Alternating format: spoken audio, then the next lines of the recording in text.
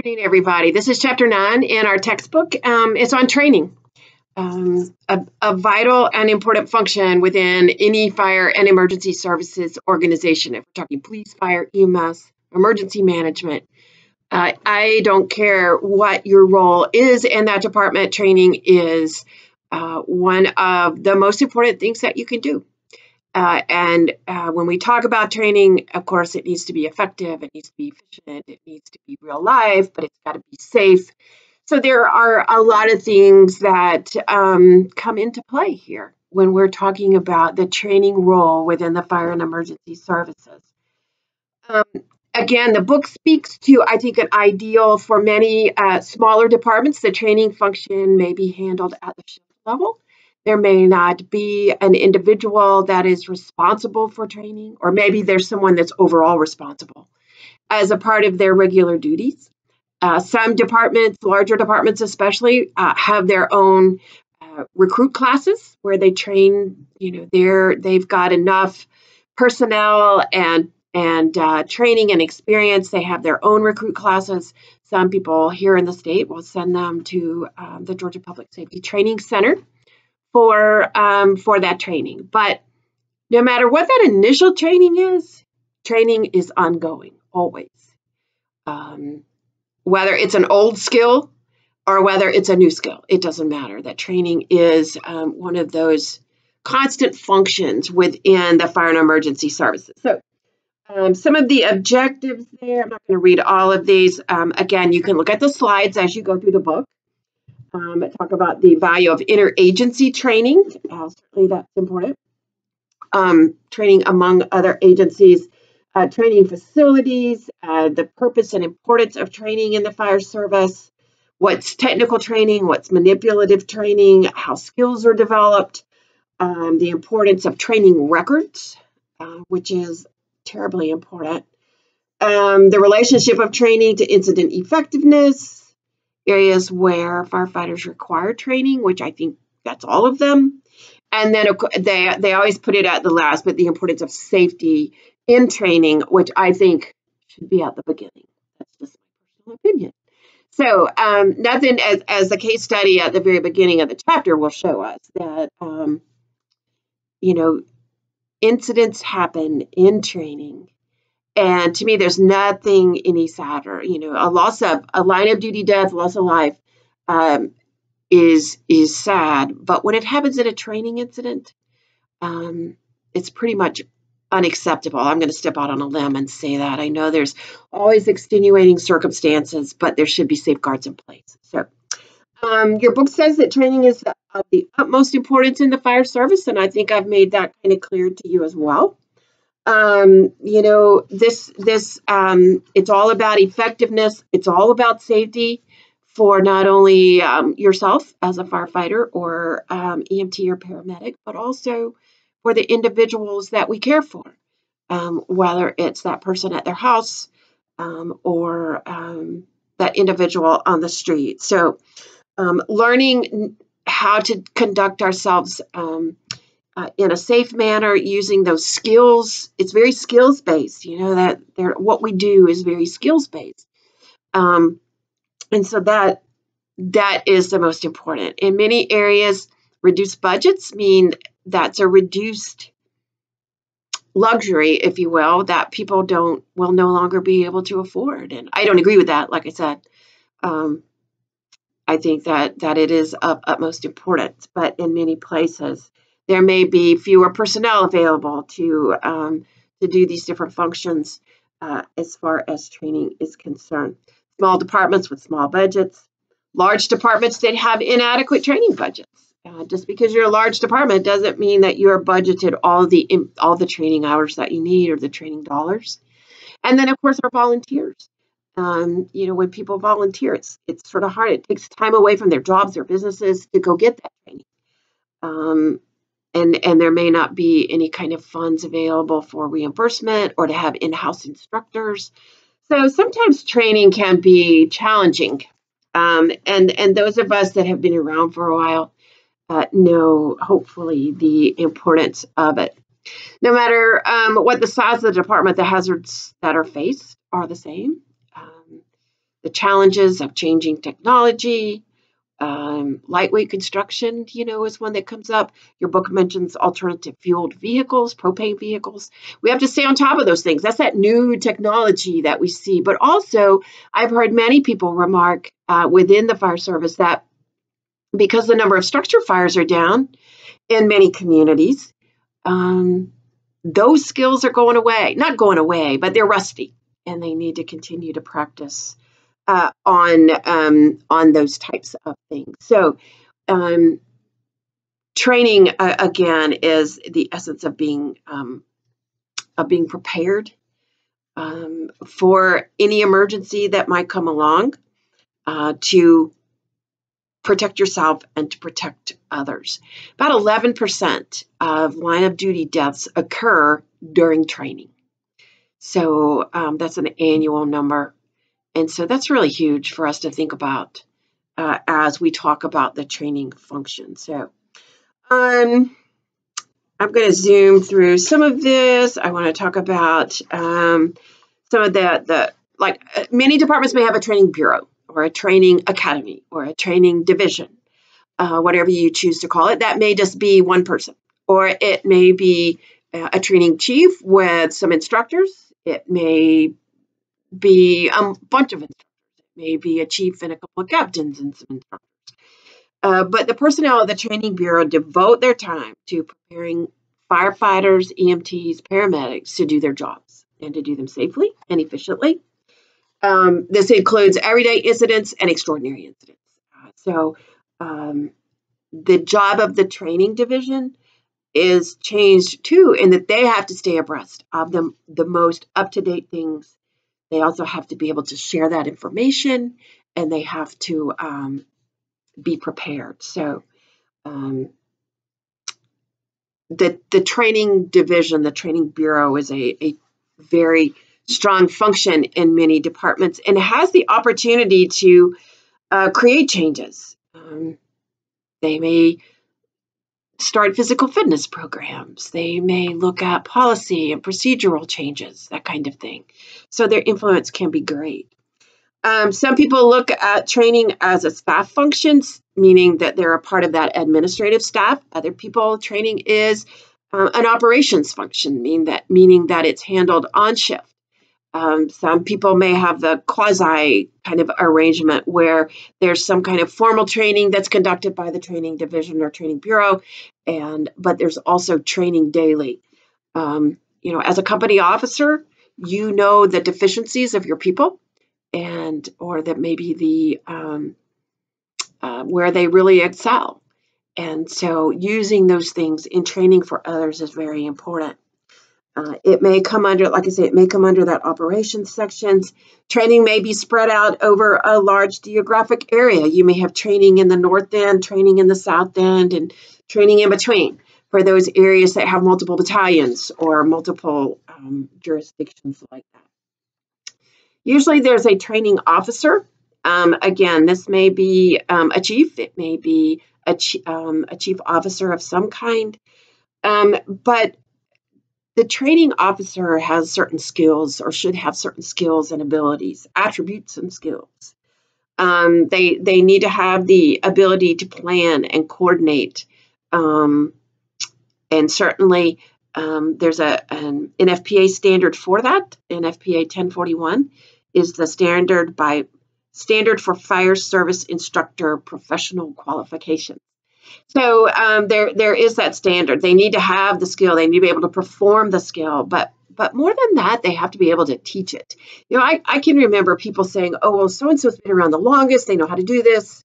We'll get them to teach it. But just because someone has the skill doesn't necessarily mean that they have the ability to teach it to others. I think that is a special aptitude. That's a special skill in and of itself. They have to be able to present material in an organized fashion. And again, a lot of training courses will speak to that, about how you organize your courses, present concepts and ideas to different groups in a logical manner. Sometimes training others in concepts. It's real easy to say, this is how you tie a knot. But sometimes the concepts that we talk about those maybe intangible things, internal leadership, management. Those are harder to teach. And so the training officer has to have a really positive attitude about the importance of training. I spent about 4 years in the training division when I was at Hall County, and I learned so much about training, for one. I learned so much about me. I learned a lot about the fire service. It was just a pretty extraordinary experience for me, and one that I wouldn't trade. It was hard for me. It was a tough time, but it I grew a lot during that time. So certainly, it is an important aspect of the fire service. Again, that training instructor needs to be able to teach, and like I said, not everybody can do that. There may be a training chief, like I said, that's different from the training instructor. And again, that lends itself to management of the training instructors. This person may be the one that dictates what topics are being taught or how things are being taught. Maybe this is the one that finds new topics, does the research to find those new topics to talk about. So one of the things that I'm a big proponent of, and your book speaks to it a little bit, is the company officer as a training officer. And this is very important because that company officer is, like I said, knows the deficiencies, knows the challenges that people face, know where improvements can be made. And there's no reason to wait on the training division or the training bureau to have training on those things when you can go out and do that yourself. A lot of times people accept it better in that smaller group, in that company, than they would in the whole group. So certainly the role of the training instructor, your book makes the statement that good instructors are made, not born. And I do agree with that. But it takes a lot of training. You go to classes, you watch other people. And being an instructor has made me a better student, but also being a student makes me a better instructor. I watch other people, how they teach. I watch, the way they present a topic or activities that they do or how they engage the class. I watch and pay attention to a lot of those things. Being a student or being an instructor has made me a better student as far as paying attention, not sleeping in class, not talking to other people, those kinds of things, responding to that open-ended question when nobody else does. So think about that the next time that you're in a training class. Watch some of the things that instructor does.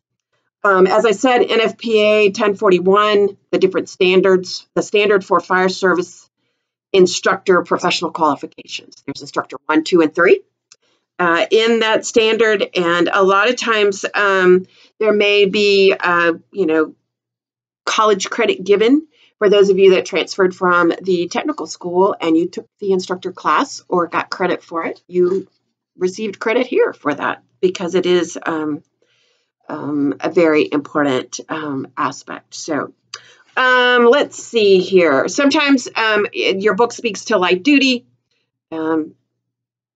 Sometimes in departments where light duty work is available to those that may be injured.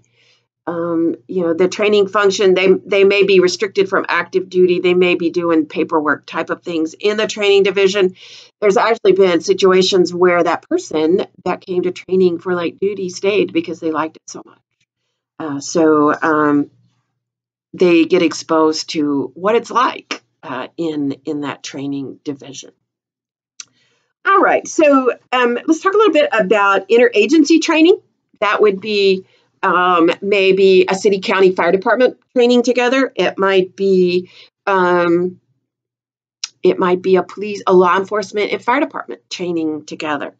Those are excellent training opportunities. You're going to be working together on the scene anyway. I've always believed and always heard that fire departments that fight fire together need to train together. So if you work closely with your sister fire department. The biggest thing I think of is city county, where there may be a city fire department and a county fire department trained together. When I was with the city of LaGrange, we had recruit schools together. And the county was they didn't have a hydrant system in the majority of the county. The city had a hydrant system. And so when we did our recruit school, we learned how to draft, which I never used. And until one day we were doing, I was at a fire and I was having to pump, and it was tandem pumping. And I was like, oh my gosh, I don't know how to do this. And the county guys were there, had it down to a T. Now, if there's a fire hydrant in the front yard, they wouldn't hook up to it just because they knew what they knew. And so that's a reason why people need to train together, is so that you know the different terminology. Even though we're all supposed to be using clear text with incident command, it doesn't always happen. So it is important that we train together. And it may also be that you train with your private sector folks. Think about industrial facilities and having some sort of joint training. A hazmat incident comes to mind, or maybe some kind of a mass casualty incident comes to mind as well. So training, that makes it real life. That makes it real life. Training facilities, sometimes you use what you have. Sometimes people have some really nice training facilities. They have a burn building, they have a driving pad, they have, a tower, they have all this fancy stuff, and that's a good thing. It helps to make it more realistic. The day of burning houses is sort of gone. I say that, you may still burn houses, I don't know. But I know in the more metropolitan areas, they don't, just because the liability became so great, what you had to do to the house to make it secure, the whole shingles and asbestos and all that kind of thing, it just has kind of gone the wayside. And so one of the things the question always comes up in training is, how do you make it realistic? How do you, and houses is the best way. Now, we can still use houses for all kinds of training. We just might not burn them. You can use them for search, you can use them for forcible entry, you can use them for overhaul. But, and in the end, a lot of times people just burn it down. They just surround and drown because it's not safe anymore. So training can take place anywhere. The Walmart parking lot, is a great place. It doesn't require expensive props or facilities. A drill tower, a classroom, all of those things are great to have and to have access to. You may have regional ones of those. Burn buildings, that controlled environment. A drafting pit may be something that you see. I don't know how many people actually have those kinds of facilities. Railroad tank cars, you may be able to get one of those and just stick it at your fire department. I know a lot of training, what's used for training now are I'm having trouble, Connex boxes. Those, and in my mind, those are, they get so hot, and those are for storage. That's just my personal opinion. Ventilating those is very difficult. But hazardous materials props, you may have, a propane tank. Everyone's probably used I don't even know if the Fire Academy still has its traveling propane tank, or Christmas tree, as they called it. And then you can even, not very realistic in many ways, but to teach strategies and tactics in a very safe environment, there's a lot of electronic media. A lot of training today takes place off-site. Wildland fire training. I think about trench rescue. That kind of training may take place somewhere else. Not everybody has a rubble pile in their backyard for that confined space, technical rescue training that goes on. But you can get creative with that. But the biggest thing is to make sure it's safe and secure, so that whatever you're doing, this is important. Another time that you can do some training is when you're pre-planning buildings. You don't have to, you don't actually, I call this kind of tabletop training in many ways. There's no table, but it basically is a round table discussion about, if there was a fire here, this is where we spot the apparatus, this is where, the sprinkler connection is, or can we get the vehicle around the back, those kinds of things. That's another type of training that you can engage in as well. Search and rescue drills, we use a lot of fake smoke for that. You can't burn hay in gasoline anymore. It's wood and pallet. The pallet business greatly increased. So that is another one. Kind of moving on a little bit in the chapter, in the discussion, the purpose and importance of training. I think that, the primary purpose of instruction is to change behavior. Now, in many cases, it may be to teach a new behavior, or it may be to replace an old behavior that's incorrect, or to brush up on a behavior that may have been forgotten. But it is that's what education is all about, is changing behaviors. And sometimes it's about changing attitudes. Safety, again, the most important thing that you can teach. That's why we train. Now, we want to make sure we're doing things right, but the biggest part is we want to make sure we're doing them right, so that we're safe and so that other people are safe, our coworkers are safe. We want things to become habits. And it's interesting to me, after having left the fire service, the things that I do or think about that are still habits. I walked out to, I was at the Public Safety Training Center, and I was out there to see somebody. They were out at the burn building. They were in the tower. And they said, come on up. And I said, I don't have a helmet. And no one had told me I needed a helmet, but I needed a helmet. I knew I needed a helmet. And I didn't like not having a helmet.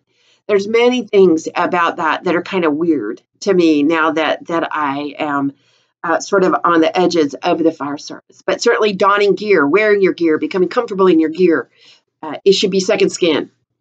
And it's interesting when I go back to doing those things sometimes, it is kind of like riding a bicycle. Doing things that become the routines. A size up has got to be a routine now. Sticking together as a group, doing a 360-degree walk around. These are things that we can't forget these things. They have to become a habit. And this is how training helps. The more we train, the more we kick into that training mode when that happens. So train as if your life depends on it, because it does. That's the saying. That's the saying that we see everywhere. So it helps you to not panic. It helps you to act under pressure. It helps you to remain calm. So take your training seriously. And when you are training others, make sure they're taking it seriously. Technical training, as I mentioned just a minute ago, there's a lot of training that we can do through the use of the internet. There's training on different websites. I know NIST has done a lot of training that's educational. It's not manipulative. It's not skill-based, but it certainly is knowledge-based. So, think about a fire inspector. He has to know the codes, know the code. Not really skill-based, but it's knowledge-based. And so all of this, EMS is skill-based, but it's also knowledge-based. You got to know the parts of the body and certain things like that. Different things, building construction, how to effectively fight fire, what sort of application techniques, and that changes.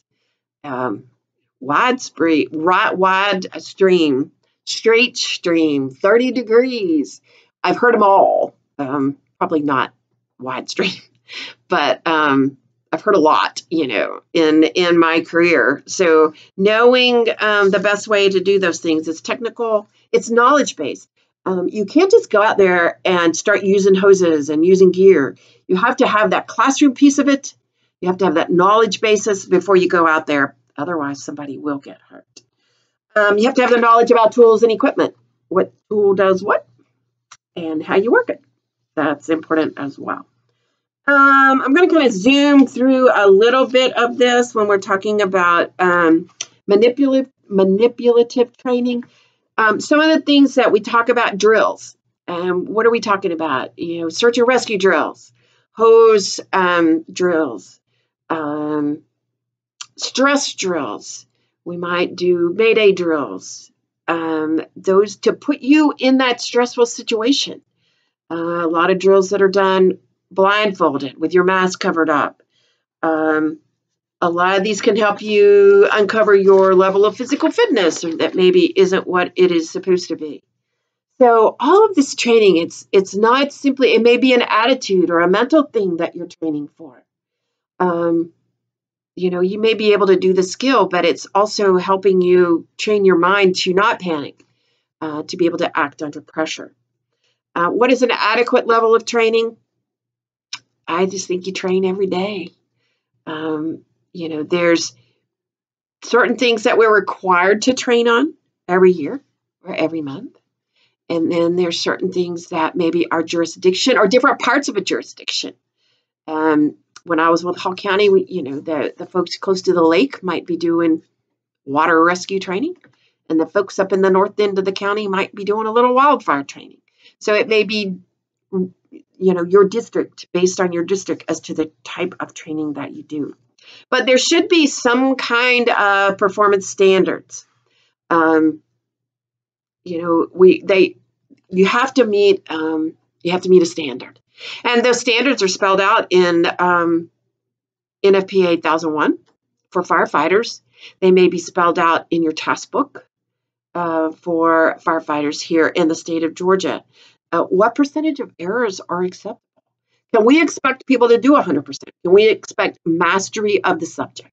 I don't know. We sure need to try to get as close as we can. So what is that acceptable rate of error? I don't know if there is one. I don't know if there is one. So that may be a departmental issue. Skill development, maintenance, and assessment.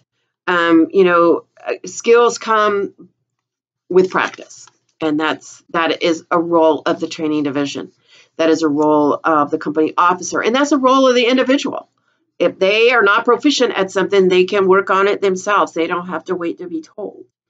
And I mentioned just a minute ago, mastery of the subject. A master is the one that serves as a model or the ideal. And your goal as a student is to be a mastery of a mastery of the tasks set before you. So you need to perform them correctly within a certain time period. Now, maybe less emphasis on the time, but certainly as time goes on, you're going to be required to look at more complicated situations. We do breathing apparatus training every year, or we did at Hall County, maybe it that way. And it was something to try to come up with something different every year, but also to challenge people, to challenge their skills, and to challenge that mastery. So once you have mastered this, it doesn't mean that you can move on to the next thing and forget this. You have to maintain that skill. You have to maintain your proficiency in that skill. And then you may need to be assessed. This is where your task book every year comes out. You may have an annual assessment within your department. You may, especially with manipulative testing, you're going to be assessed by some sort of an evaluator. This may be your company officer. It may be someone from another department that comes in and evaluates for APQ testing or something like that. So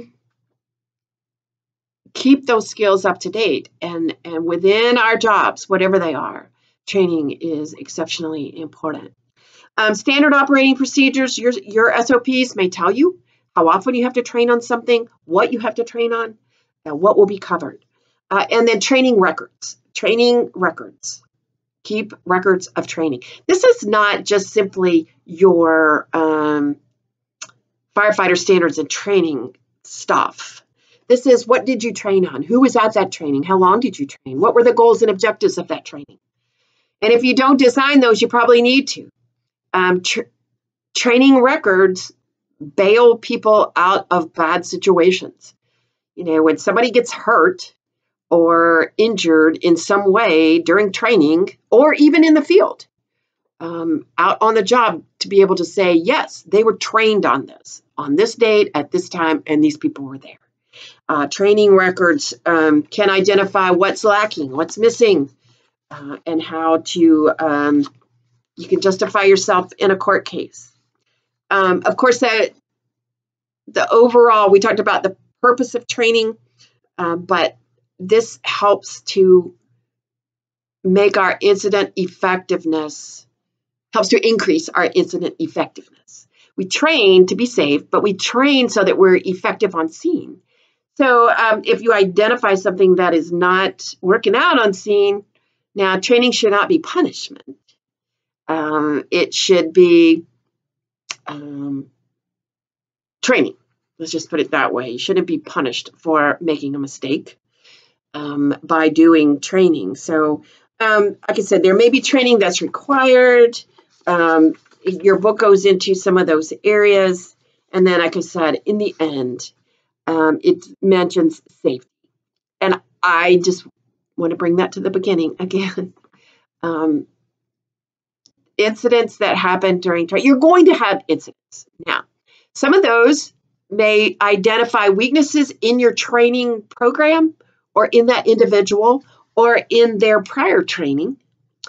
Some of them you may not, think about preventing, as far as I think about heat-related incidents in the summertime. Again, you might need to look at the temperature before you schedule that training class. But the whole concept of live fire training, you know what? It may be training, but the fire is real and can do just as much damage in those situations as it can were it not a real fire, as we would say. It's still real fire that we are using. It's of the utmost importance during training. So like I say, some of you may have a training bureau. You may feel like you don't have control over training. But you know what? It's something that you want to learn about as a part of a fire department's function, because it does play an important role there. Everyone has control over their own training. And you may know areas where you're deficient. Well, jump on out there and get some training. Read the book. Go online. Ask your company officer. Ask your training officer. All of those things will hopefully encourage you and encourage them to provide that training. But just recognize that I think in many ways, if we look at administrative functions, we have to have them all. But training is one that, from an internal standpoint, is probably one of the most important. That training officer usually serves as a safety officer on scene because they have that safety in mind. So get to know your training officer. Spend some time with your training officer. Find out how training's done in your department. Find out how training is recorded in your department. I think it'll be worth your while. Thanks so much. If you have any questions, you let me know. Have a great day.